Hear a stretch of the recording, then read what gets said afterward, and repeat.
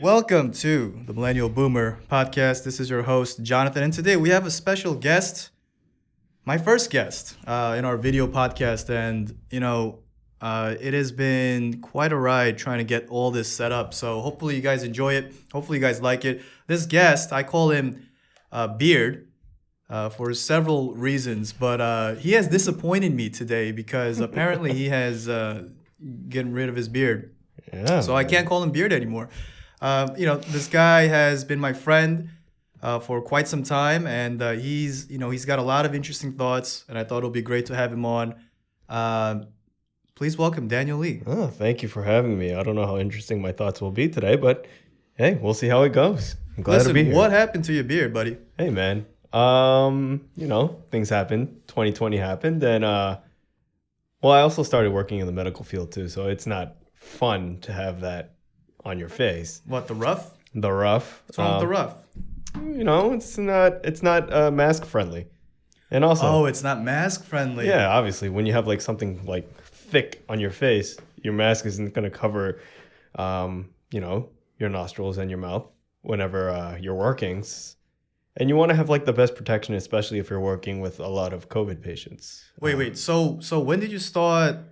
What do you exactly do now? I'm just a medical assistant at an urgent care. Okay, so you're a medical assistant. Mm-hmm. When did you start this? Late September, early October. So you started post-COVID. Yeah. Because COVID started in last year, March. Mm-hmm.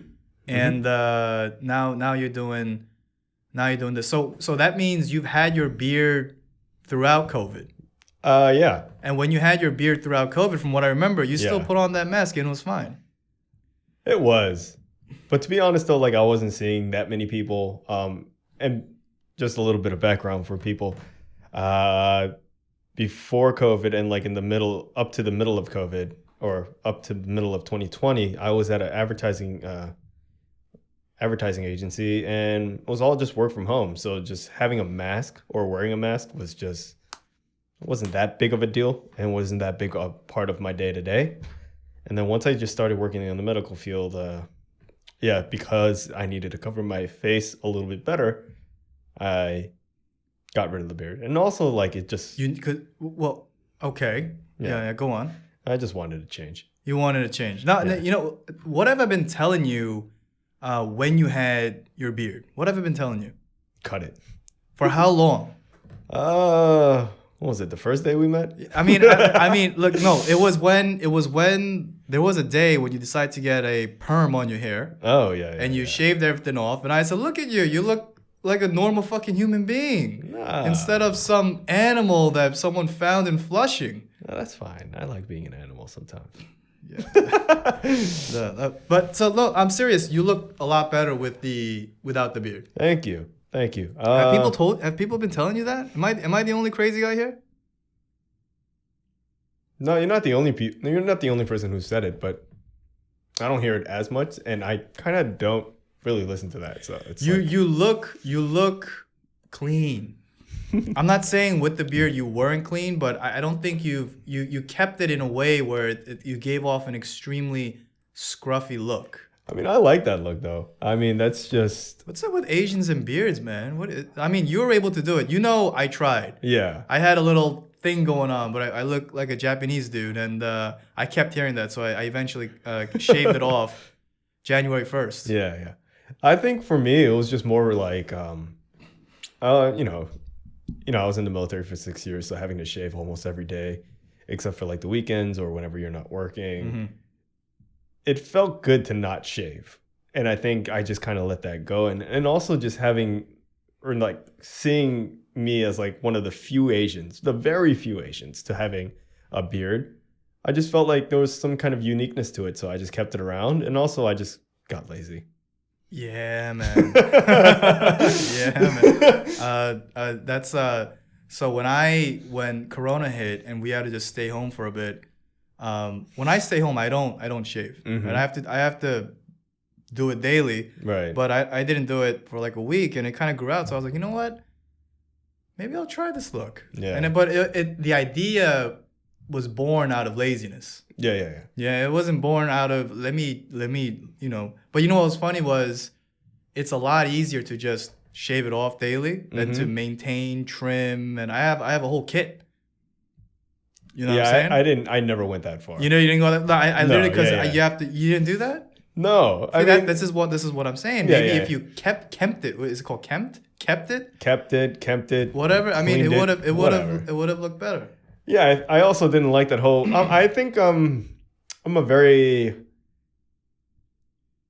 I do what I want type of person when it comes to like personal hygiene, in terms of like the facial, you know.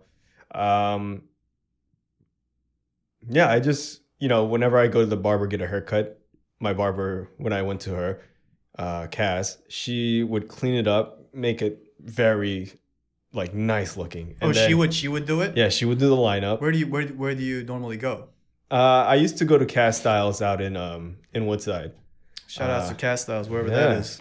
Apparently they did a good job. Shout out to her. No, she's one of the top female barbers that's doing out there cutting men's and females hair. She's doing it big time. Do they do your perm as well? Or No, is that you went Korean? Yeah, she doesn't do perms. Let's be honest. Perms are a strictly Korean thing. But yeah, she would be the only one, or she would be the only person that I would let like touch up my beard, because there were times where I tried to clean it up, but I messed it up. Yeah. So like at that point, it was just like, all right, I'm only gonna clean it up whenever I go to her. Right. She got the hook. She can hook me up. Because if I do it on my own, it's going to look, I'm not going to like it. Okay. Well, it is what it is. Yeah. So, man, how you been doing with Corona? What you been up to? I mean, I know you're working, but how has it affected you? I think it's affected me. At first, I think it was just hard to adjust for like a lot of people. For me, it wasn't... I didn't like working at the place where I was at. I had good money coming out of it. You were at an ad yeah. agency, and I remember you were telling me how deeply unhappy you were with just the system, your direct boss, and yeah. I think things could have been better. I could have maybe worked a little bit better, but at the end of it, I just felt unfulfilled, and it just really was showing in my work performance. And I know, like, if I had to grade myself for my work performance, I probably was like a D+, and I know I'm not that type of person. So when Corona hit, you were still there. Yeah. Right? When Corona hit, you were still there. Mm-hmm. And you left when? I want to say April or May. April or May. Oh, so it was early in Corona. And you didn't work for how long? A few months.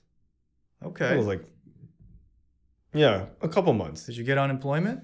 No, only because of the simple fact that I walked away. Doesn't that? No, you have to be fired or be let go. Oh, to get on? Is that how it works? Yeah. Jeez, I didn't know. Really? Yeah. Are you sure? I mean, is that what the literature said?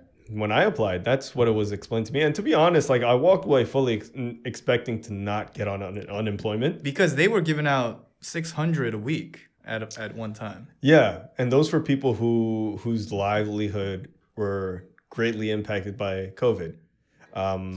Those were because of COVID. But your thing wasn't because of COVID. Yeah, it wasn't COVID. Right. So you wouldn't have qualified. Yeah, we all worked from home when this happened. Yeah. So in all reality, like my job was not affected by COVID. It was just a personal decision to walk away. Mm-hmm. And I definitely did my research before doing it, because I was just like, do I have enough money? How long can I last out for?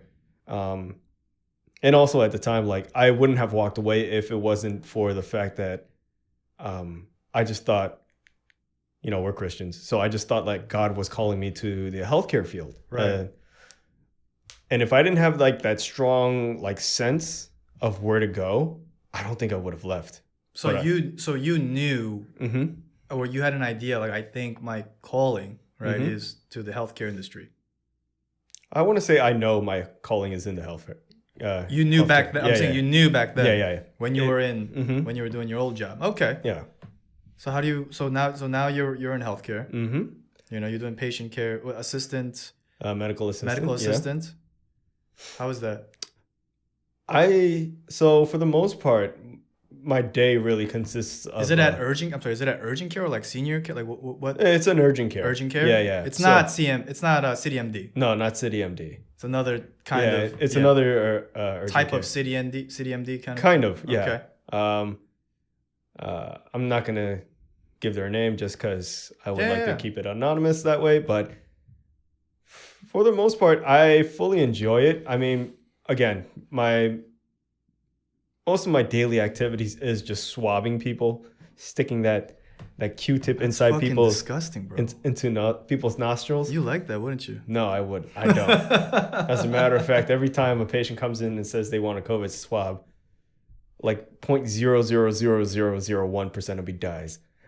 Slowly. Slowly, very Wait, so slowly. so how do they do it? So they open their mouth. I've gotten it No, twice. no, it's not mouth. I'm So- sorry, nose. Yeah, not, yeah. So they do this. They like lean back. You Yeah. put this long tool. Mm-hmm. You shove it up their nostril. Yep. When I first got it, it was painful. It's not painful. It was painful. It's not painful. When Donald Trump said that thing was invasive, Yeah. he wasn't joking. That thing was invasive. Like it It goes is up. invasive. It goes up to like you don't. I didn't like the nerve it goes up to. It's pretty invasive. I don't know if somebody was doing it wrong, but when you go This was through, early when I got it, like way back when it first came out. It was pretty invasive back then. I mean, maybe now it's better. I don't know. so ours, the one that we use, is still pretty invasive. It's about an inch and a half or 2 inches long, and that's how far back it goes. And when you're going inside the nasal pharynx, it goes in, and there's only one way. It goes down, and Right. it's really like going through the throat. And it's just like a brief moment of, itchy, tickly feeling, uncomfortable, and just weird. And when you're first doing it, obviously, like it's a totally new sensation going in your nostril. People are just like, I don't know what to do. This hurts. My face. What are you doing? Yeah, what are you doing? Yeah, it's just like, well, you asked for this. But You ever go up there and you pull out and it's like boogers and blood and oh yeah, all the time. Mostly boogers than the blood. But it's just really, yeah, it's fine. I mean, I do it to myself for almost every other week. Yeah, you sick. You Every sick week. bastard. You would like that. You do Look. it to yourself. It's he's taking this way out of context. People. Okay. Way out Make of sure I context. clip that one. Weirdo. But yeah. Like the other parts, like whenever a patient comes in for like a laceration on their hand, which is like a cut or a deep cut, or like x-rays or any other issue besides getting swabbed, it's very interesting to me, and I honestly do enjoy it. So you like this work? Oh yeah. I don't get paid as well, and the structure is not as great. Like organizational structure is not that great, but at the same time, just the projection of where I think I'm headed, I enjoy it. And it's also like a big grind, so it's more fun. It's a big grunt. I mean, are you going to get promoted? Is that a thing? Well, the promotion would be in my head, is like getting out of urgent care and start going to school. For me personally, I would like to be a physician's assistant. Graduating school, becoming a physician's assistant, and depending on whatever department I work at or which area. Wait, I saw the pictures. You have a lot of Asians that work at your spot. Yeah, Where is it? Is it in Queens? it's in Long Island City. Okay, so it's in Queens. Yeah. It's the company's run. It's owned by a Korean couple. Oh, okay. It's owned by Yeah. an Asian family. Yeah. Okay, well, that's good. Yeah. Pros and cons. Are they a small? Oh, are they one location? Like, do they work your ass like a typical Korean run they business? do. Oh, they do. They do. So they work your ass really hard beyond paying hours, and they don't pay you as much. Yeah. Yeah. What's with that? Is it a stereotype? It is a stereotype. Is it a stereotype? But it's like a very true Yeah, stereotype. it's a very true, unfortunate stereotype. right. Like it's a culture thing, but not all culture is good. That's what I always say. And you can't expect your culture to work at a different area. Right. You know. So wait. So but you also hire non-Asians. Yeah. So they also They're expected to do the same. they're expected to do what Asians do. Work really hard. Without the cultural context. Right. Work really hard and get paid shit and and be expected to be happy and show up to work the next day. Yeah, it's terrible. Like the only reason why what kind of gets me through my work day is this is all leading up to a goal. Like this job is not forever. Uh-huh. But for some people, like that's not the case. Right. Like you have to empathize with them. It's just like, man, it sucks. I hope you find something that's better. But also it's just like some people are just in that unfortunate circumstance where it's just like, this is it. Gotcha. Yeah. So you're okay with it? No, I'm not. No, you just said because you're you know where you're going. Yeah. Or you have a goal, so you're okay with that. Gets me through the day. Right. But at the same time, like as a person, like that level of thought or like that organization or that culture, it infuriates me. But the Korean work really hard with little pay. Yeah. Or beyond what you're getting paid. And you're expected to be super loyal without getting any of that back. Right. Yeah. So that's a culture thing. Yeah. What part of Korean culture? What part of our culture? So I'm Korean American. Daniel's Korean American. Mm-hmm. And when we say culture, we're speaking about this idea of Korean Americans, the part of culture where we have to work wherever you work. If you're working under a Korean boss, you work really hard. Sometimes they overwork you beyond, let's say office hours, and you don't get paid, quote unquote, industry standard, right? Mm-hmm. Is that fairly accurate? Yeah, that's just the facts, yeah. Right? That's just the facts. But you said something like cultural context, right? So what part of our culture, what context needs to be there? I think for me, and this isn't really just all of Koreans, I think this is just Korean immigrants who've moved to America. And this might be a lot, or similar to a lot of immigrant people, especially who are trying to make it in America through business. You're forced to work hard, and you want to work hard because you moved to a different country. You gave up, you basically gave up your home to find like a better life, quote unquote, better life, whatever that means. Right. But in order for you to have that better life, you need other people to be on board with that.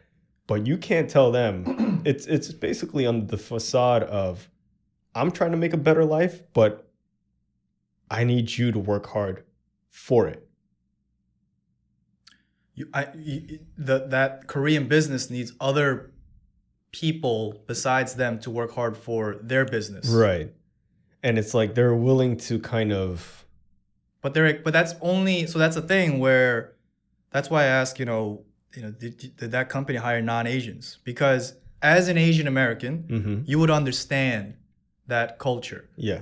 Right? So how does the boss expect non-Asians to, work as hard, understanding why, they have to do so? Well, that's the thing. How would they understand? Like, let's just say a white guy comes into the business, right? And he's expected to work. He's getting paid 9 to 6, right? But he's expected to work 9 to 9, right? He's gonna work 3 more hours. He's gonna work at 100% at all those times, and he's not gonna get paid industry standard. Let's just say it's $25 an hour. Right. He'll get paid $20 an hour. How is he expected to understand that? I don't think he can. No, he can't. And I think I'm starting to see it in some of the newer people that we've hired. Like, what when you first go into a job interview, they ask you, can you do this, and this? Right. But then once they actually come into the job, they start slowly seeing like what the demands really are. Long hours, little breaks, be on top of your game 100% as from start to the end. Yeah. And then that's when you start really seeing like, oh, crap. That mindset just really sinks in. And, some people handle it well. Most people, as expected, they don't. And it's just like, I think that's when the owners, they're going to start seeing the cracks soon too. They're going to be like, well, why aren't these, workers not working well? It's just like, well, what are you doing? How much are you paying them? What kind of incentives are you giving? How long are they working for? It's just like, but we all thought that this was okay. When in reality, it's just like, no, you were just too greedy. So to not see it. Korean businesses, if you, in terms of cultural context with, Koreans working really hard and business owners really pushing the envelope, they need to change their culture. Yeah. They need to change their culture. And look, I think, I've worked under Korean businesses. I'm working under a Korean business now. And, the mentality of working hard, it does instill a good work ethic, right? Like if I were to run a business, right? If I were to run a business, and this is going to sound extremely racist. Maybe it is. But if I had to hire people and they all had the same exact skill, right? And there was a white guy, black guy, Hispanic guy, Asian guy, right? I would probably hire the Asian guy, not just because I'm Asian. There's one too. I want to promote, I want to promote within the community. But besides that, Asians generally have great work ethic. I think that, and like you said, that's a cultural thing, right? That comes back to most East Asian countries. A lot of them, whether it's China or Japan or Korea, they have strong, really strong, sometimes crazy work ethic. Yeah. And I think that's like another thing that we should. Is that a good thing or a bad thing? I think it's a double-edged sword, right? We work hard. That's great. We're willing to make the sacrifices in order to, move up more or faster in the corporate setting. Right. But also at the same time, like, do you understand what you're sacrificing, And also, like, there's going to be days where you're going to be so burnt out, but because of the facade of, not the facade, but because of the personality that or the image that you built in this organization that you're in, can you allow yourself to take a break? I think it's, I see more negatives than positives, but then that's just me personally. I think. So it's like a mental health. It ties into a little bit of like mental health. Yeah. It definitely for sure ties into mental health. Because, I spoke to my father recently and he, like any other older Asian parents, they always have this, shut up. Right. Work. Right. Don't complain. Don't be a bitch. Just keep doing what you're doing. And there's no one to turn to anyway, kind of thing. And I was telling them like that. It's not good for your mental health. Yeah. And a lot of our parents sort of, that generation definitely suffered that kind of they're a product of their times. Right. A lot of our parents come out really inward, protected. They don't say what they feel, as opposed to our generation. I feel like we're all about mental health. Yeah. We're all trying to make sure, even if you're working hard, you're part of an Asian business, you're also taking care of yourself mentally. And that that's an important thing. But what I'm thinking about is with this culture of hard work, ethics, right? East Asian countries, in my opinion, I think they got it down in terms of like hard work. Now, when we come to America, do we see that same work ethic? And when we impose that kind of, hey man, you got to work harder. You got to stop fooling around, stop messing around, and you got to just shut up and do it, kind of thing. We have that. As much as we're about, hey, we got to take care of ourselves, we still, when it comes to it, a large portion of East Asian Americans still have like a pretty good work ethic, right? For the I'm not saying all, for the most part. Now, when we go and when we, go to like different American companies and we get hired here and there, I hear that all the time, right? You hear bosses saying, yeah, I hired that Korean guy because he works really hard. I've heard that a million times, right? Good or bad, it is what it is, right? And I think about work ethic, and it's like Americans don't have that work ethic. Right. I think Americans, a lot of us, we're lazy. Right? We're lazy compared to the work ethic out in East Asia. But if we say that Americans are lazy, we don't work as hard, 9 to 6 and that's it. There's no after hours and we expect to get paid on time and all these things, which all sounds pretty normal, right? But it's like, but when I hear that and when I hear people complain and bitch about work, and I'm just like, you don't have that mindset, that hustle, work mindset. What do you think? I think for the most part, majority of Americans don't really have that hustle or mindset. But at the same time, I would argue that a lot of people don't have that is because they don't really understand what they want in life or what they want to achieve in life. I think as Americans, we're it's a lot of individualism. It's all about me, me, me, and me. When you get kind of lost in that, it's just like, what do you want to do that's fulfilling? It's just like, I don't know. I've just been, just kind of paying attention to the needs that I want in the moment. I've never thought about the long-term process, and also like, I just think that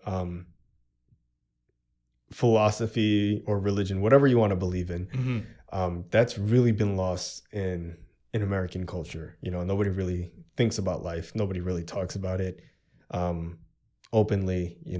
They don't have like, not arguments, but they don't have like a deep banter, back and forth discussion or debate.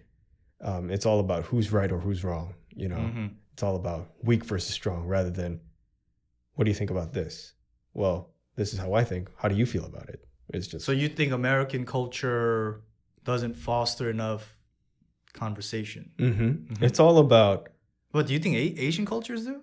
No, and that's why I think Koreans in general don't foster a conversational or growth-like culture, and I think that's one of the reasons why Korean American culture, or Korean culture in America is like that, is like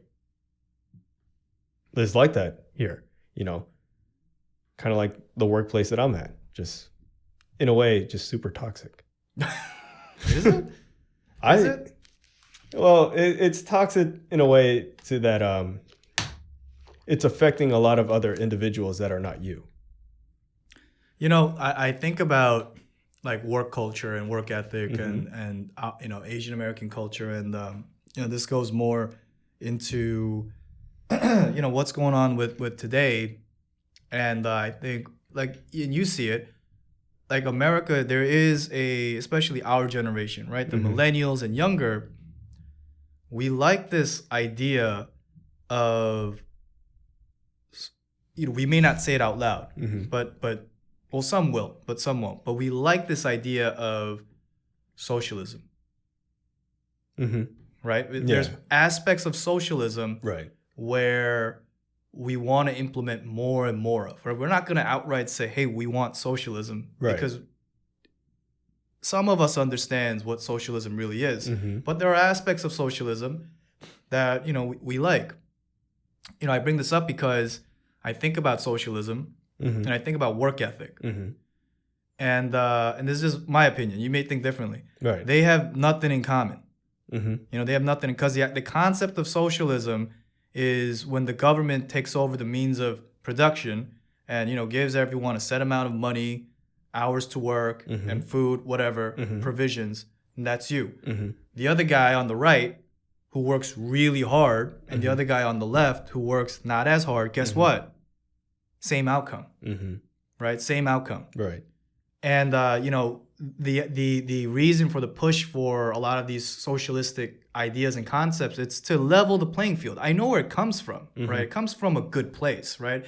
When our generation says, hey, we're gonna we're gonna tax the rich, or we want to tax the rich, the ultra wealthy. Right. We want to lift up the poor, right? We want to make sure that all these dollars that go to military spending, and all these different things, it gets redistributed to the lower class, the middle class, Right.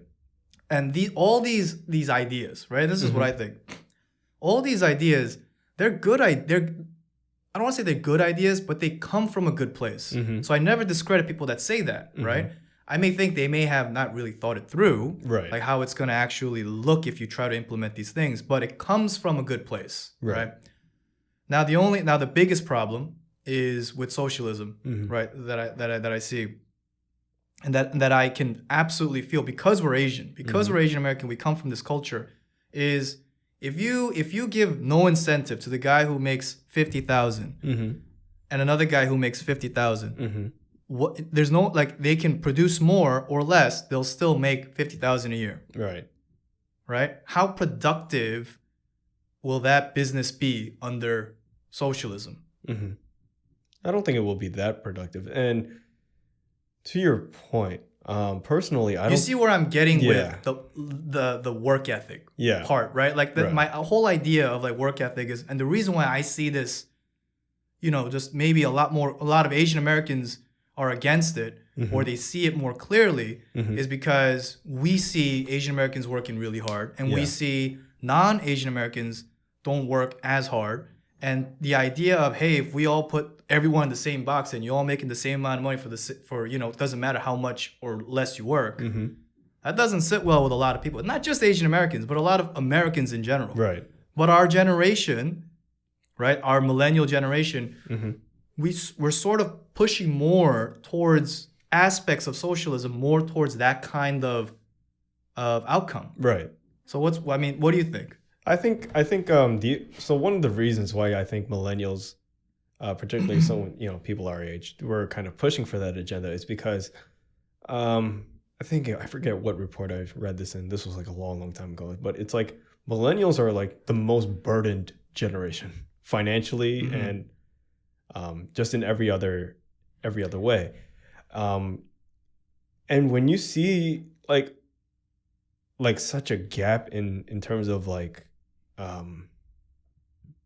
I guess quote unquote fairness. I'm blanking on a better word, to be honest. In terms equality. Of equality, wealth equality, wealth inequality. Yeah, in terms of something like that, it's such a big disparity. Like, no matter what we do to try to catch up to it, it's just that far away. And the people who are like at the top of the game, when you're at the top, you control the game. Right. They control it so well that it's not going to be an easy way to catch up. When you say they control, who's they? Who are you talking about? Talking about like the financial elites, hedge fund owners, CEOs. people like that. People who basically make any kind of regulation or law, whether it be government or corporate. So top corporations, lawmakers. Top people. Right, top brass in America. Exactly. And I wouldn't say they're all at fault. For the most part, a lot of people just don't know they don't see that other side. The elite aren't at fault. Some aren't. Right? Because they never experience what it's like. Right. They don't understand what it's like. And for them, it's just like, for some of them, it's just like, well, it was just this easy for me to get up this way. How come you can't do it? Right. Like that pull up by your bootstraps mentality, sort of. Exactly. Like I built my wealth. Right. But then a lot of them aren't seeing like, you didn't have to go through as much as we did. You also don't have to pay as much as we have to, Right. Like in terms of just financials. Like you're talking about generation gap. Yeah, exactly. About like our older generation versus our generation, millennials. We have different burdens, like you said, financially and et cetera. Yeah. Just talking about just money on its own strictly. Right. People our age had to pay for college a lot more than the older generation, Right. And not only that, like in terms of wage, people back then, they were getting paid an equal amount to what the economy was. Whereas, we're talking about the minimum wage now, in New York, it's $15. Mm-hmm. But $15 an hour, you really think that's going to work? I don't think so. Well, $15 an hour, after tax and all the other bullshit. Well, you're not gonna live dirt fucking poor, but you can live. You can live. You can live. live.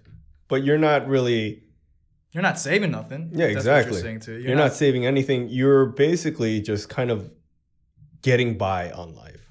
Okay. And that's not something that I would want for anybody. But also, it doesn't give people the time to grow and like try to look for other opportunities, Right. Because you're exchanging time for money. Yeah.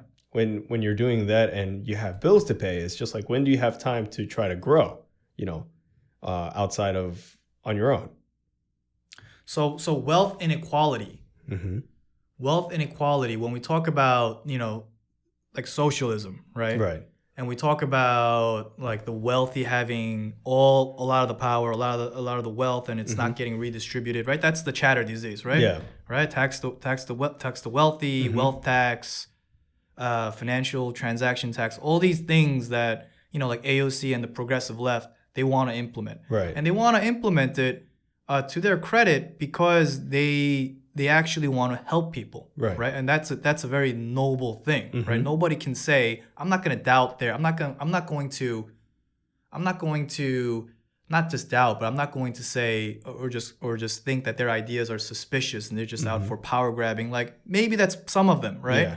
But I want to give them the benefit of the doubt and say, hey, look, they're really trying to help people. That's why they want to push a lot of these more socialistic ideas to what we're doing, right? Especially the younger generation. People of color, all this sounds great. All this sounds great, but you know what? Like at the end of the day, it's how is it going to get implemented? I think you have to do it with great care, and because we live in a capitalistic society, you have to keep that in mind and just kind of work with that. Like ease in if you can ease it in, or just have like some kind of law or some wording saying like you can live off of a limited amount off of like government dollars. Okay, so are you in favor of more government programs? I mean, I think the government programs that we have right now are fine. The issue is it's all poorly regulated because of just so many laws, like kind of limiting those programs. It's also a lot of the programs are also exploited. Yeah. You see a lot of exploitation, wasteful government dollars. Right. And it's like, how do you keep that in check? Exactly. And I think that's just more dollars. I don't think it's more dollars per se. You just need it's all about character, Okay. And for me, like, I'm a big character person. I'm all about like just trying to do the right thing to the best that you can with what you have. Right. And I think that, and this is like kind of like a side thing, one of the issues that I have with capitalism, when you're trying to make money and trying to grow. Oh, this also ties in with the Korean, like trying to get rich Korean culture. Yeah, sure. Go ahead. But this is like, you try to make as much money as you can, as fast as you can. To an extent, or to a large part, you're throwing away morals, Or you're compromising morals to... I would say you're throwing away more than you're compromising. Because to get wealth? To get wealth. Is that so bad though? Yes, I would totally agree with it. I totally agree that is bad if you're taking advantage over people just for your own personal gain. And that's the same with like government dollar abuse. Well, okay, so let's talk about. So you just said you think that's bad if you take advantage of people to pocket yourselves, right? Which a lot of Korean businesses, part of that culture, like they may not say that, but a lot of it is the word is exploitation. exploitation of workers, right? And whatnot. And when the government don't, when they have these programs and they don't maximize it to its fullest potential, in a way they are exploiting it and the people who need it the most. The government programs are exploiting the people. No. When you're not maximizing government programs and you're limiting them. When you're limiting the government programs. Exactly. And whoever's limiting them, whoever the lawmakers are. You said morals, right? I think to some degree, everybody, and I say compromise, not throw away, because I feel like to some degree, everybody has to compromise or somewhat throw away their morals for not just to get wealthy, but just to be comfortable, to live in a capitalistic society. Right? We're all doing things, buying things, right? Spending our money on things that kind of, quote unquote, if we knew what was going on in the background, throwing away the morals or compromising. But is that such a bad thing? Like for instance, let's just say you make it you're right now, it is what it is. Down the line, you started a business, some healthcare business, you made $100 million off of it over the course of 5 years. You decide to move out of your neighborhood, and you go to a neighborhood in Jersey somewhere, a nice neighborhood, right? You buy a house and you settle there. Okay, a nice neighborhood in Jersey with rich Asians and white people, right? Is that compromising in any way? Is that? I think so. Because you're doing getting that house in that neighborhood, that's fine. But what did you do to get that house in that neighborhood? Did you, Well, you created a business. You created a business. You gave people jobs. Yeah. That's great. But did you treat them well? Did you treat them to, for what their value is? Did you try to better their lives as well? And it's, for me, it's just like that has to be accountable. That has to be in with, growth. Right. So you're all about, if you, whatever workplace you are, whatever you are, when you're doing well, you got to make sure everybody else does well with you. Right. It's not just you. Your community, your employees. Right. Exactly. It's all. But you know what? Like, I 100% agree with you. I 100% agree with you. And we're old enough to know that is a I don't want to say long shot, but that is I think that's somewhat fairy tale-y. It's super idealistic. Yeah. It's not, completely understand that. Right. And this is why maybe I'll never be super rich enough to buy that nice house in Jersey. But also at the same time, like, I think buy a nice house in Flushing. It's still expensive. But go on. Ugh. No, you don't want to do that? No? I'll do that. Listen, I'll do that. I'll stay in Flushing. I'll buy $1 million house. For everybody who doesn't know, we both grew up in Flushing. And God. Man. That's cringy. You're wearing Queen's finest hoodie over there. Come on now. Yeah, Queen's is very broad. It didn't say Flushing finest. But, in my head, like, as long as I can get other people to kind of see better about themselves and try to get them to do better, like, I'm all for it. Like, I don't need all that fancy stuff. And for me, like, I'm a pretty low-key person anyways. You are a low-key person. That is true. Yeah. And I think I kind of learned this early when I was in the military. When I was in the military, this was like the first time I ever had a paycheck. And nobody taught me how to save. Nobody taught me how to use money. And what I did with my money was act like an ass, What do you mean? Get drunk every weekend whenever we had free time, spend it on like alcohol, go to like strip clubs, and just do a bunch of dumb stuff. Drugs? No. How old were you when you were in the I joined when I was 18. Yeah, I joined when I was 18. And I got out. You literally finished high school. Yeah, I did like a semester at a college. Didn't like it because at the time I had a lot more a lot more chaos in my life and a lot less direction. Whereas like now it's like the opposite. So you joined the military when you're 18. and you get your first paycheck. Right. And what do you say you do? You spend it on drugs, hookers, Whoa, strip whoa, whoa, clubs? not drugs. Not drugs? Not Did drugs. I just pull words out of your mouth? Yeah, you definitely did. You sure? No marijuana? No marijuana. You definitely can't do that. You get in trouble if you do that, for I mean, sure. I mean, what can you spend your money on? You say you did stupid things. What does the military allow? I mean, so you don't make that much in general. As like a private, you probably make like maybe like $1,400 a month.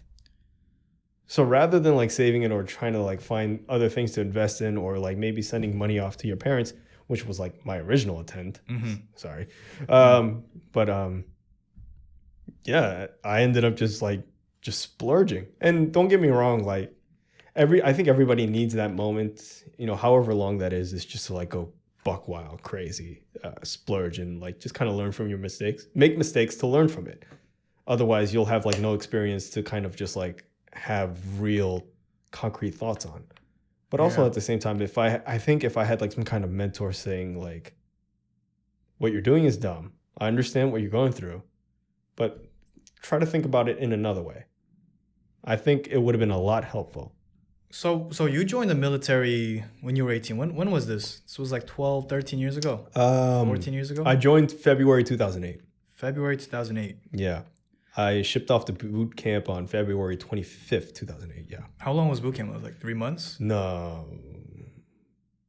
Maybe 4 months? I think 3 to 4 months. Yeah. We have a friend now. Yeah. Who's doing that? Mr. M. Oh yes. Shout outs to him. Shout out to Joel M, who joined the U.S. Army at the age of 30. God bless his soul. Yeah. What do you think about joining the military late? You joined 18. How old was everybody when you were? It was just a mixture of the average age I would say was probably like 27. 27? Yeah, it's pretty old. People join pretty late, huh? People join pretty late. I always thought like military, army, right? Yeah. No offense to anyone who did time in service. God bless you. But I always thought, and this is what my father told me. Okay, so and I still somewhat believe it, and it's still somewhat maybe true. I'll either affirm it or deny it. You'll probably affirm it. You joined the military after high school, right? Because you didn't get accepted into any good college, or you joined the military because you ain't doing shit with your life. Right. So it's like go spend time, do a few years, come back, and maybe you'll find a different path or something. It'll strain you out. Yeah. So I would agree with the first two, but you have to add a third caveat to that, just for the military, U.S. military. Okay. Your dad, and same like my dad, they were in the Korean Army and they were forced. Whereas like that third option in the U.S. Army or military, it's just like it's voluntary. You want to do it, right? And that's that third caveat. It's like you felt really patriotic for whatever the reason, or people don't join the military because they feel patriotic. You'd be surprised. Really? You'd be surprised. Have you seen the Trumpers? I mean, listen. So when our friend Joel joined the military, right? Yeah. He came back for like a short time last month, and I met up with him, and I had to ask him about all sorts of military stuff. But he told me, and this was interesting, right? That throughout. When did he went? He went last year in the summer. He went to boot camp.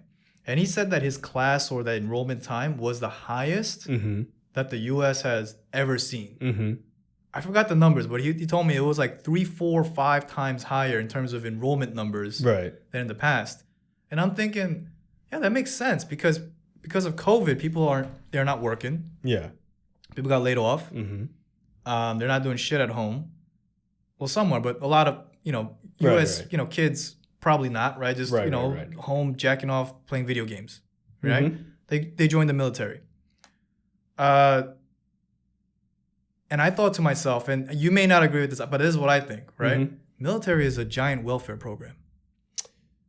Yes, it's a giant fucking welfare program. Now, I wouldn't say this if I didn't hear what actually happens when you're there. Right? Because he told me, and I didn't know this, right? He told me that you train with women. It just depends on the job, and I guess that's changed since I've gotten out. When you were there, did you train with women? Not as much. So For him, it's completely co-ed. yeah, for him, I think his job, it's all open to both female and male. Back then, my job, and this is like, I got out 2014, and it was changing around that time. My job, because it was a combat job, that meant it was like males only. So it was just dudes everywhere. But towards the end of it, you started seeing women started coming in, taking some of the jobs that were traditionally just males. So that might have changed over the years. So I'm thinking, and the reason why I say it's a big welfare program, which I mean, partly it's always been that way forever, but Right. but it's like your tax dollars, my tax dollars is paying for this motherfucker, right? Joel Lim, I told him my tax dollars is paying for your fucking paycheck. Okay. Yeah. Anyway, a big chunk of it, I think like U.S. Federal budget's like 40%. Something insane. Something insane like that. But you have to think about it. His paycheck is probably like 0.000001 of a penny. Right, of that 40%. No, I get it, because Yeah, a yeah. lot of it is on like the arms Yeah, spending. it's most of like the Bombs military and missiles, projects, right. the things that blow up. Yeah. No, no. So, but still, it's still part of his fucking salary. So I'm thinking, okay, all right, I'm paying a portion of your salary, and you're out there and you're doing push-ups and with women.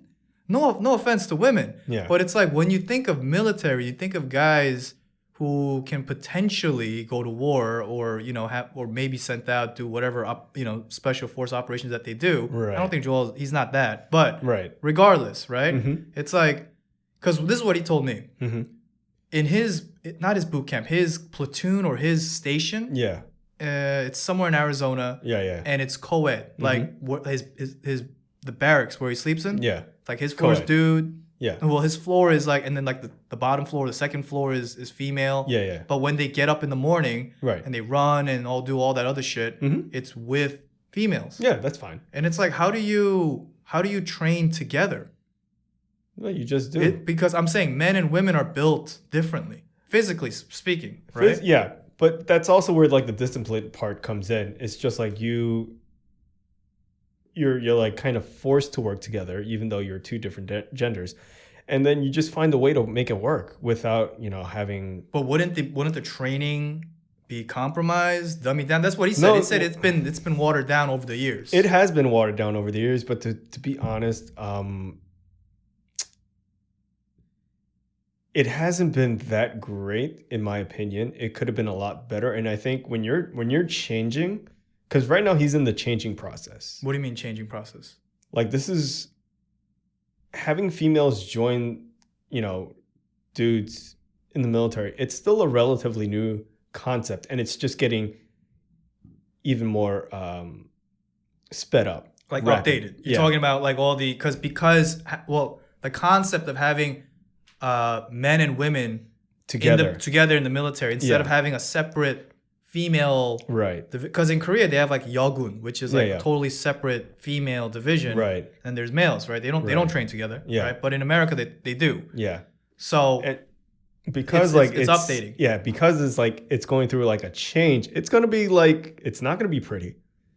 No one's really gonna know what's going on, and it's always gonna be constantly just updated and be like, oh, it could have been done this way, or it shouldn't have been done this way, and it's just gonna be messy for the most part. This is what my tax dollars is paying for? Look, paying for this fucking updates? You want to know what else your tax dollars are paying for? What is it paying for? Some other dumb crap. It's paying for governments, for politicians to do dumb stuff. Area 51? Yeah, I'm down with that. Have you read some of the tweets that some government officials have been tweeting about? What are they doing?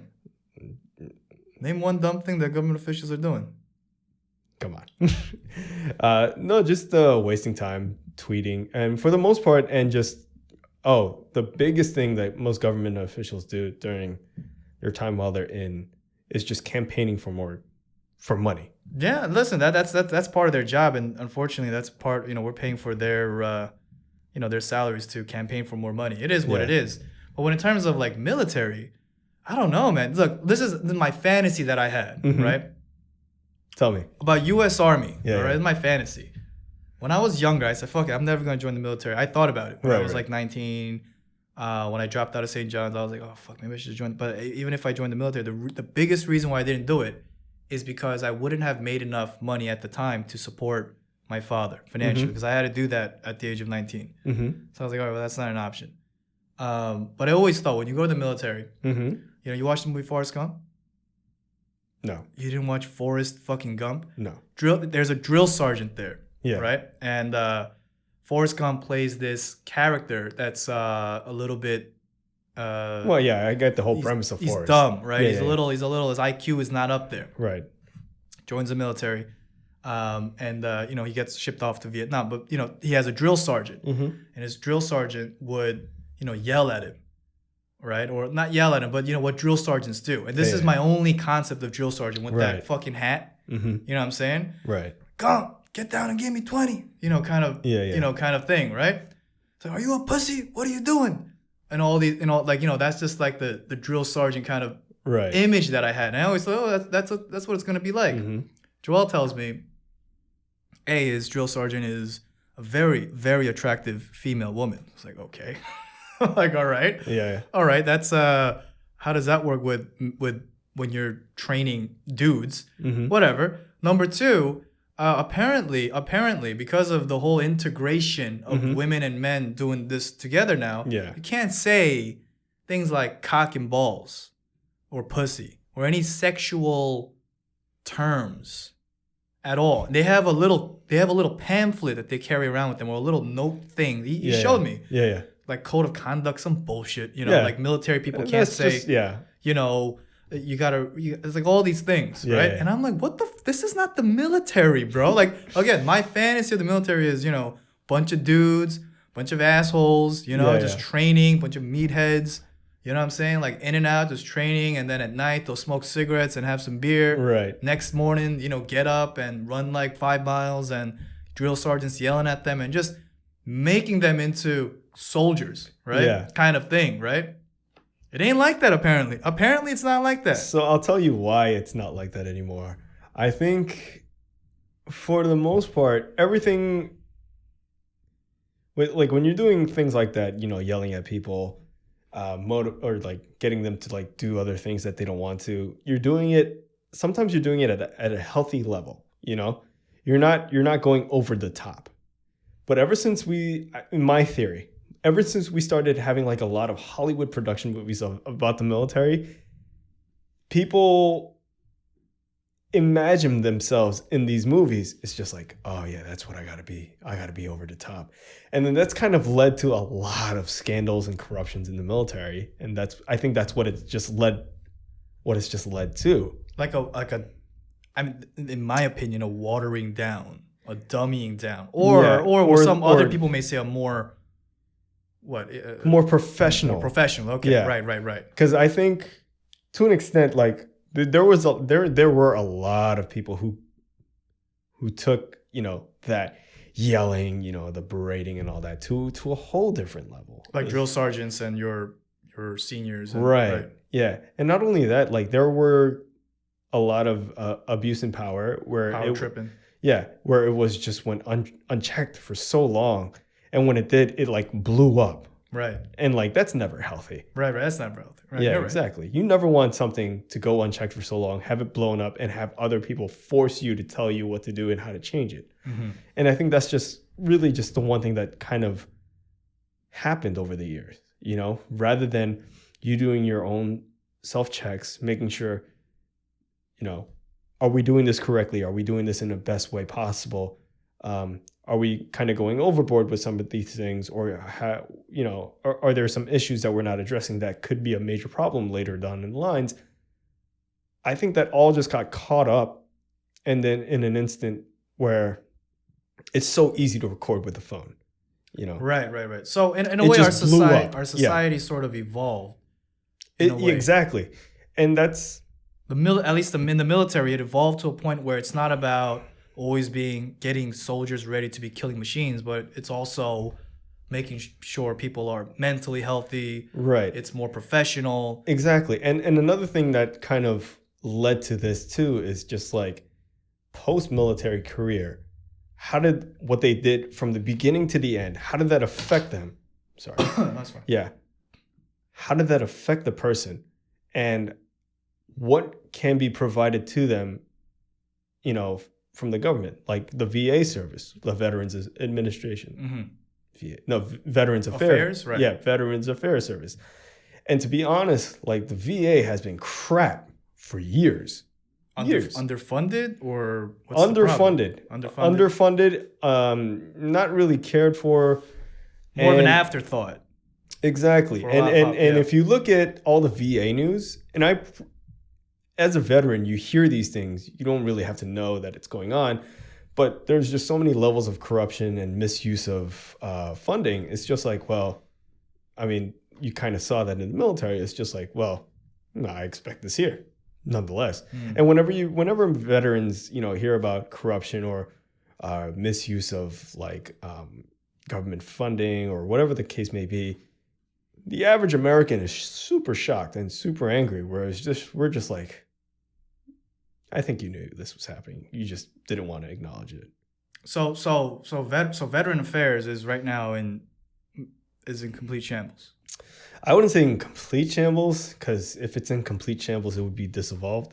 Right. But it's just doing it's what it needs to do to just barely get by without it getting blown up. Also, like, it's not as noticed. Like, nobody really cares about the vets or the Veterans Affairs. Also the vets. I mean, yeah. Politicians, right? Especially Republican politicians act like they love veterans, right? They act like this is like veterans take care of our vets. Right. Trump was big on that. A lot of Republicans were big on that, and maybe and to their credit, they did fund, right? But if you want to really ask, like, do you really care about the guys who did like 4 to 10 years, whatever, in service, and they came out and how they're doing things, like, they probably don't. Yeah, they probably don't. And to be honest, like those parties too, they like one type of vet. The one who was in special forces, super tough. Navy SEAL? Yeah, Navy SEAL, whatever. Right. Like quote unquote alpha. It's just like, why is that? So my question is, my theory is that's how people envision themselves, and that's what they want to see. Kind of similar to like how you wanted to see like military. Yeah. It's like that's what you want to see, but like perception is not reality. That's not the case. And when you do like try to push a perspective or an agenda onto people, whether it's, I want everyone to be like Will Jocko. I don't want to be like Will Jocko. You know what I'm saying? Like that's what screw that. You know what I'm saying? Like, that's like look at that guy. That like, oh my. Like, I admire him. I applaud for what he does, waking up at 4. But like I don't know if he's miserable, happy, or just. He seems happy. Yeah. I don't know. Well, I'm saying when I see vets, I see vets doing well. I envision Will Jocko. So let's talk about vets not doing well. Yeah, I think for me, when I see vets not doing well, it's pretty clear. For me, it's more like a race issue. It's a race issue.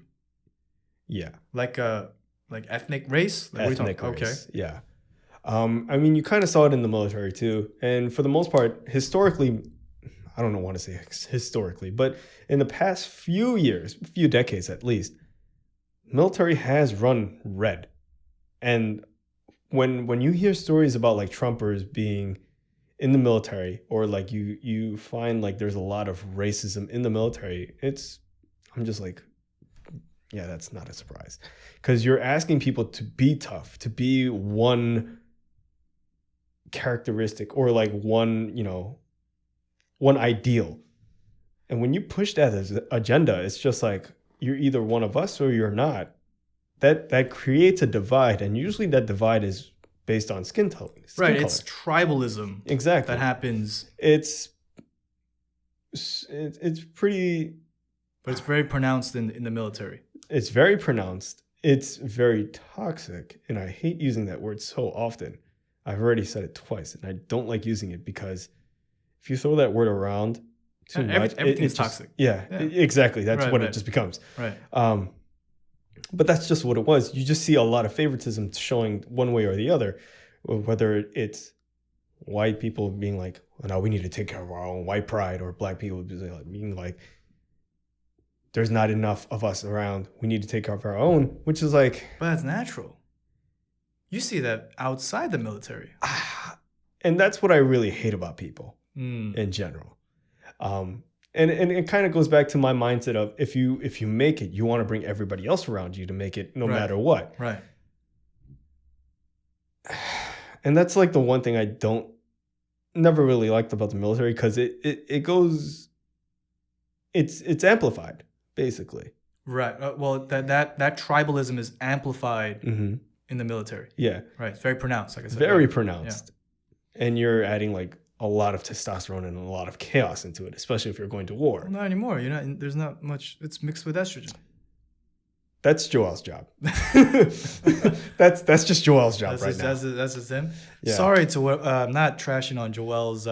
We love you, dude. He's on the Intel, right? He's on like Shh, they're listening. He's on like the Intel side, right?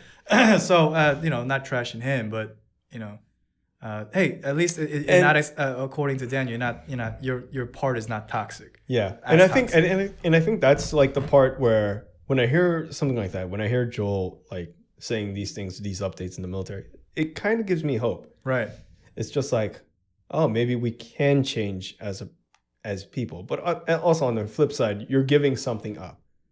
What are you giving up? You're giving up maybe better training, a more unified front. I don't know. But hopefully you can develop a strong side that kind of counters that. Right.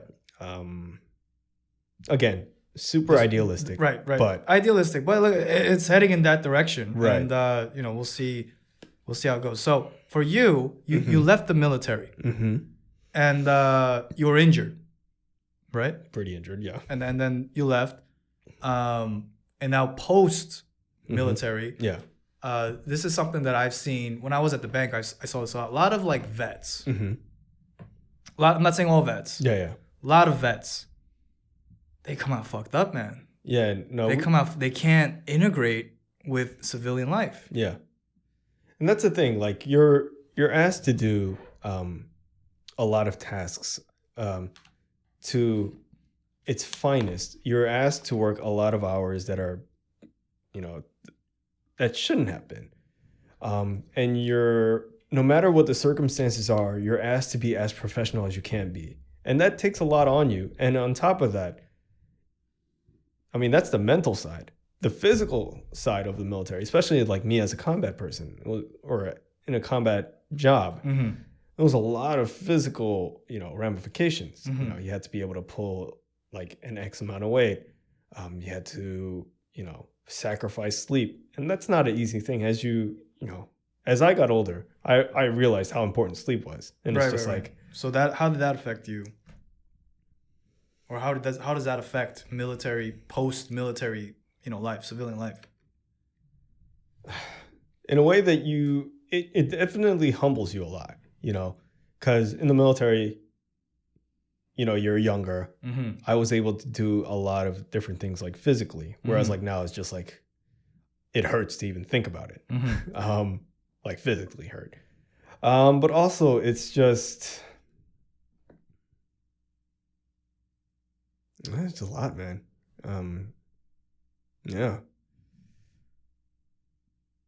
So, but are you okay now? Like post? I wouldn't say okay. I would say, I mean, people, they adapt. I mean, people always adapt, I would say. But the thing is, I've seen people not adapt as well exactly. to civilian life. That's when like the emphasis of like mental health it's finally starting to catch on to the VA, but again, it's not as good. And the trust with the VA, to be honest, for me, it was like broken from the start.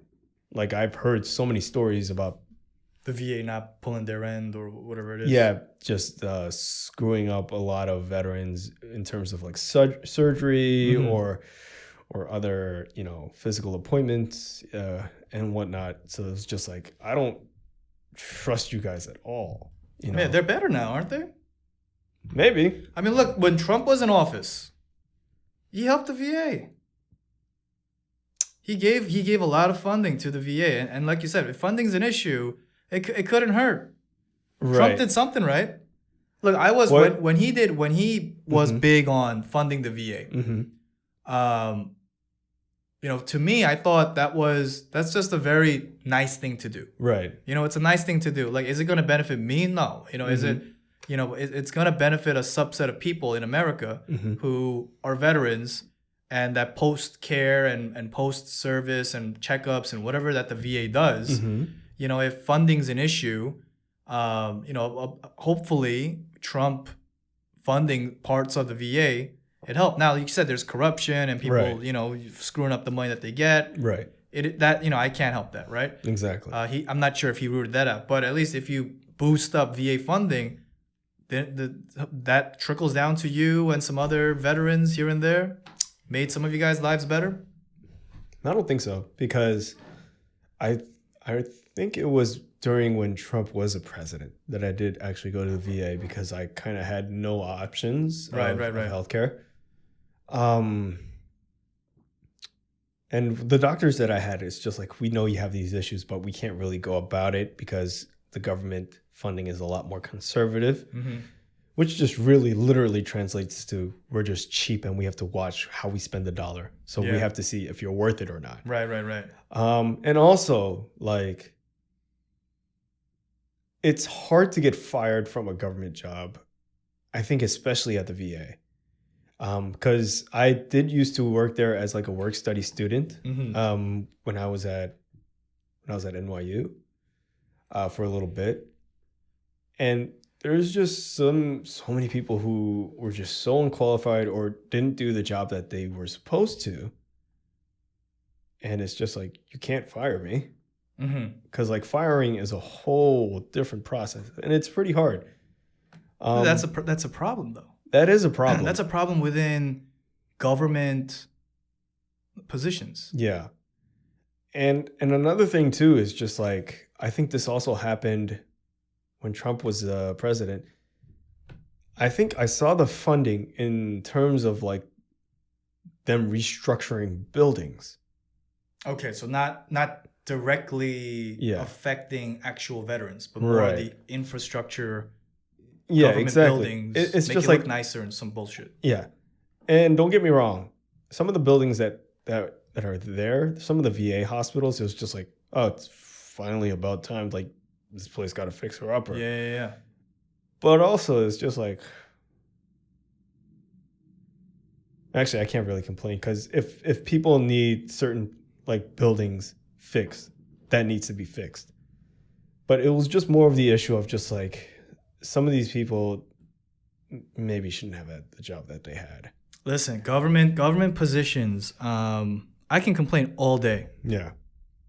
All right, about government. I can complain about the DMV motherfuckers. I can complain about the people when I called New York City hotline to give me advice and help on how to, we have the whole outdoor situation with bars and restaurants. So how to make sure, all that's up to snuff. Nobody knows what the fuck they're talking about. And I even had one person on the phone tell me, government worker, New York City, tell me, hey, look, stop asking me these hard questions. Okay, I'm just here to get my paycheck. And that woman hung up the phone on me. Okay? And I'm thinking, my tax dollars pays for that bullshit? Are you kidding me? Here's the thing, though. So I'm not defending that worker at all. But I think that behavior just exists everywhere. It exists more profoundly within government agencies. Yeah. You talk about inadequacies. You talk about red tape, and you talk about all the like Governor Cuomo. He knows this, because he's the fucking governor. So he understands how inefficient, right, the city, state, and federal government moves. Like, to get anything done from point A to B, it's just so hard when you have government people in charge of it. Yeah. And the reason, the mentality behind it is because, hey, whether I work really hard or not, I'm still getting paid X amount of dollars. Yeah. That's a problem. I think, that is a problem. And to be honest, like, that's something that's kind of happening where I'm at right now. There's some people, it's just like, whether I see X amount of patients or Y amount of patients, I still get paid the same. you know, But that's human nature, though. that is human nature. But there has to be some kind of benefit, some kind of benefit, some kind of. You're talking about capitalism now. You know that, right? I am. I'm just But- making sure. Yeah. But I'm not talking about just strictly money. Right. Yeah. I think you have to give them some kind of Other incentives. other incentives too, Right. and I think like a lot of the tech companies have been getting into this. They've been on this for a while. You know, some of the companies spend their money on their employees. It's just like whether giving them like a break room or like Oh, you're talking about like those medical incentives, Yeah, like Google, yeah. all that, Yeah. whatever. And it's just like, if you want people to work well and you want to be like as well oiled as you think it should be, it's just like, why wouldn't you spend the money on it? Right. We'll spend money on the employees as well. Right, exactly. Right. I mean, government workers, look, they like. And that's a whole different issue. Government workers are. I don't want to shit on government workers and say, they're all terrible, but it's just there is a large portion of government workers, and this is everybody in America has experienced the inefficiency, the inadequacy, the terribleness of government employees. Yeah. It's not. It is what it is, and there is a very easy reason to understand. Right? It's not a hard thing to understand. It needs to get fixed, man. Yeah, but That's American dollars going to waste. Is Joe Biden going to do anything about that? I don't think you can do anything about that, to be honest, no matter who the president is. I mean, that's just human. Well, not human nature. That's just the environment that person is in or has chosen to be in. And at that point, as an adult, like, you have to recognize it and you have to kind of find a way out of it if you want to. No, that government worker they're getting the paycheck, Yeah. There's no reason to work that hard. To be honest, like if that's the mentality of any worker in any setting, it's just like, all right, it was my bad fortune to come across you today. Well, that's Look, I'm not all government workers, but Exactly. a lot of them unfortunately have that mentality and mindset. And this is another big reason why, socialism, we try not to fuck with, right? Because that's a part of it. It's that's one of the reasons, because of this incentive structure, this guaranteed income, issue, right? I think some things should be guaranteed. I think, for one, the one thing that really isn't guaranteed in American capitalism is healthcare. Right. And you're seeing that like now, especially in the pandemic. I think that's one thing that you have to guarantee. Other than that, like, other things can be like negotiated. Right. I think. But yeah, I lost my thought. Healthcare. You think it needs to be a guarantee? All right, listen. Oh yeah. Oh, healthcare needs to be a guarantee, and it's just way too. It costs way too much. Way too much. Yeah, like a decent insurance for a month. I think a monthly bill for a decent insurance. It's like It's a couple $100. No, it's over $1,000. Is it? It's over for a $1,000. single person? Yeah, for a single person. When I had my rotator cuff surgery on, I think it was about 2 years ago. If I didn't have the insurance that I had, I probably would have been facing a bill from that surgery alone, like maybe $50,000 upwards. And my insurance, it was good, but it wasn't like top notch. It was in the middle. It was like a silver plan, silver relief plan, if I remember correctly. Per month, I was paying about $1,200. Yeah.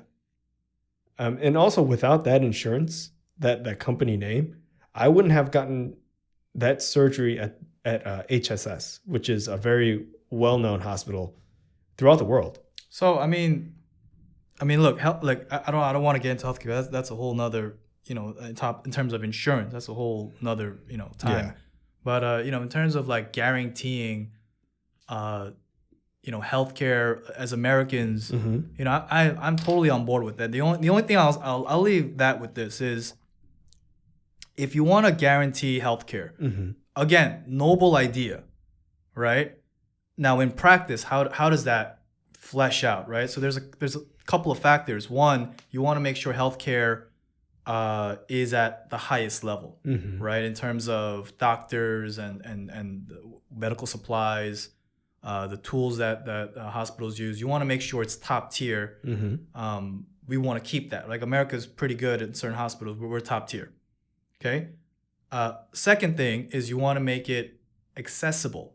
Accessibility is an issue. So making it affordable. When you're trying to make things affordable, how do you maintain the quality, right? Without destroying, how do you maintain the quality without lowering the cost, right? And that's the balance, right? Yeah, that's you a can hard make balance. you can make things accessible, right? But you're gonna something's got to compromise. Right. Quality's gonna compromise, right? There's a reason why med school and doctors and in America why it's so hard to become a doctor. There are standards. There are very, very strict standards and for good reasons. You can become a doctor in Colombia after studying for 4 years or 6 years. And boom, you're a doctor. Okay? It's not like that in America. Right? You got to go 4 years of undergrad, 4 years of med, residency, take all these board exams, and then finally you get your foot in the door, right? And it's like, but in other countries, it's not like that. So what am I saying? It's look, if we're going to talk about healthcare, again, this is just my thought. Keep the quality. What I want to see is I want to see the quality kept, but I also want to see accessibility up there as well. How do you make that? How does that happen? It's not an easy math. No, it's not. It's not an easy math, right? Right. I mean, you could increase accessibility. Something's got to give. If you're saying that the government is going to pay for the accessibility, it's a lot of money. It is a lot. I think. Yeah, I'm glad. I'm a little happy that I'm not on that side of the job to figuring out that math, but yeah, something has to give, because there's way too many Americans right now who, especially during this time where there's really no income coming in for a lot of Americans, where like the average cold might just take them out because they can't see a doctor, and that's not something that we should have. And maybe it's just like for regular visits, you cover that, but if it's like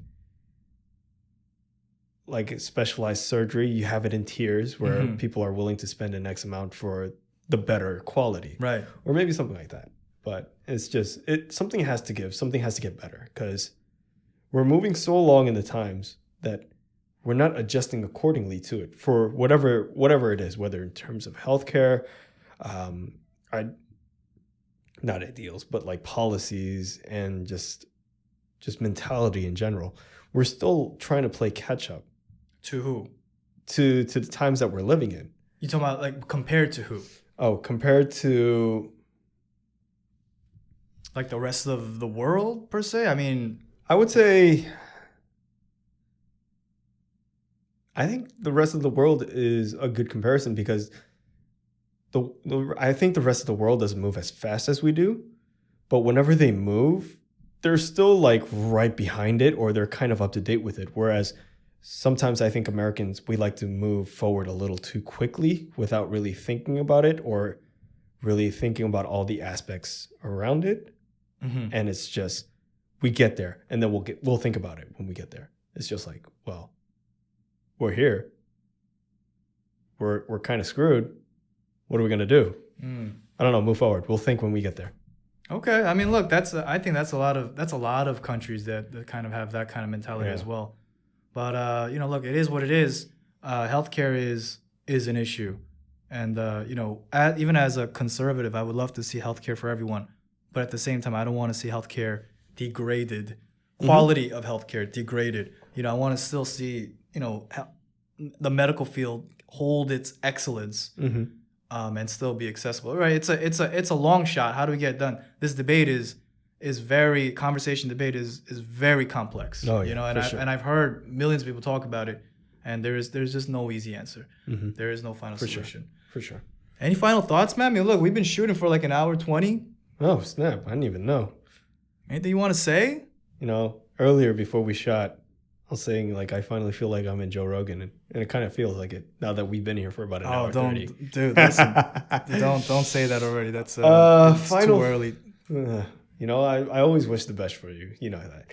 And not only for you, but for all of my friends and for people I don't Thanks, know. man. I appreciate it. Final thoughts, man. I don't know. I think this year, like, I've really finally understood what mental health, what it should look like, or be more open to it. To anybody who's listening, and if you're like struggling, you think you don't have like some space to talk, or you don't think your voice is being listened to, I would say, get a therapist.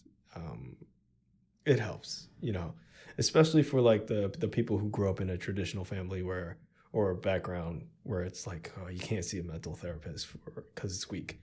Don't be like that. Just 2020 has been a crapshoot as it is. Be kind to yourself. Talk to somebody who can give you some kind of objective point. Awesome. Hey, I preach the same thing, on my podcast. I always say, you got to I always give an update on my mental health somewhat, and then tell people that you gotta take care of it. I think we're that generation that really understands more than our previous generations, right, about mental health. All right, guys, listen, thank you so much for listening. This is the Millennial Boomer Podcast, and I hope you enjoyed our first video shoot. My buddy Daniel has came through. I'm very happy that he's here. So, we'll catch you next week. Thanks for listening.